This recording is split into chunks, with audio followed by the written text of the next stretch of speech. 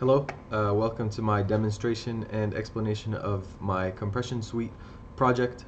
This is a project I built for CPE 405. It is an applet that contains many of the data compression methods and checks that we learned in this class. It was built in Python, and so was the GUI. First, I'll start by just demonstrating the project, and then I will explain kind of how it works. So if you'd like to download the project and use it yourself, head over to the GitHub repository page here and find the releases section and just download the GUI.exe. I have already done that here in my downloads, so I will launch the application. Okay, it is loaded here, and this is the main page, and we have 7 different checks and methods. I included initially the ones that I thought would be interesting and easy to input values, because some things we had large data sets for input, so I included ones that could be done with just sequences to just see how things work. So I'll go ahead and demo some pages. Some interesting ones are the check for decodability. So I can input some random string of code words, and it will tell me whether or not is decodable uniquely. So it is.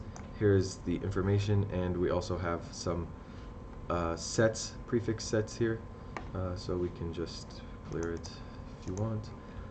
Another really interesting one is the Huffman Tree.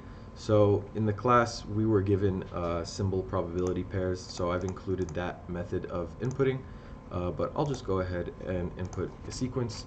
For example, I'll say this is a sequence and construct the tree, and it goes ahead and draws a tree for us, and you can scroll to view the whole tree because it's quite large.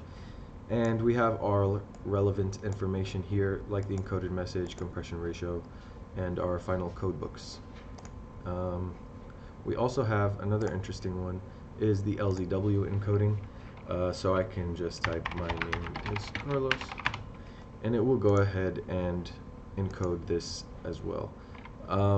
I encourage you to go and check out all the other things that are here. And so just to show how some of this works, all the code is available on the GitHub repository. Here is the code file. As you can see, we have a GUI file. This handles all of the visual components and interfacing with the backend code that actually does the algorithms. So this has code for all of those pages, and there is also code for each individual module that has been kind of compiled together into this one file that contains all of the different functions that are used so far. These are all the back-end things that the program uses, and all of this is available on GitHub to view. And like I said, if you'd like to use it yourself, just go to the releases and download the exe. Alright, thank you for watching. I hope you enjoyed it, and I encourage you to download and contribute yourself. Thank you.